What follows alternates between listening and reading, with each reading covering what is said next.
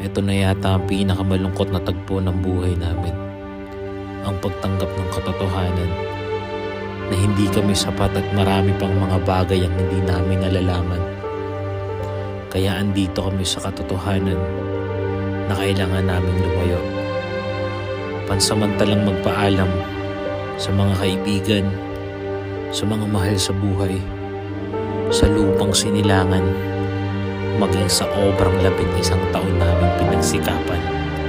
Sa totoo lang, hindi namin alam kung paano kami muling magsisimula.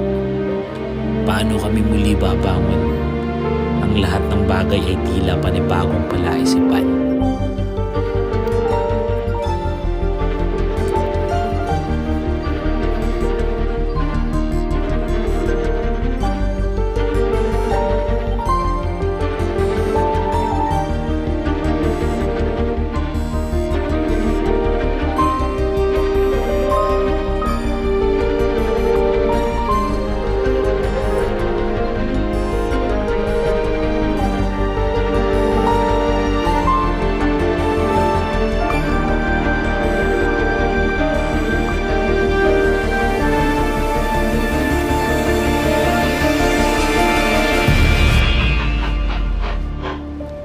Ganon talaga.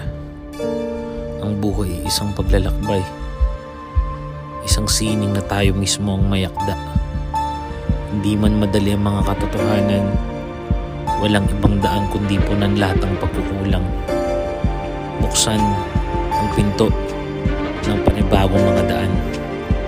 Hubugin ang sarili sa bawat paghakbang.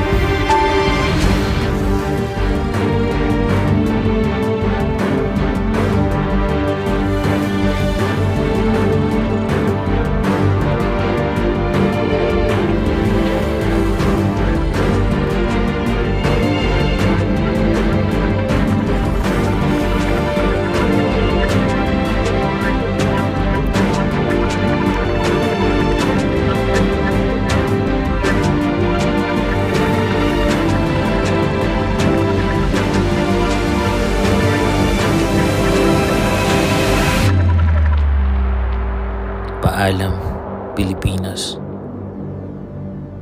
Hanggang sa muli.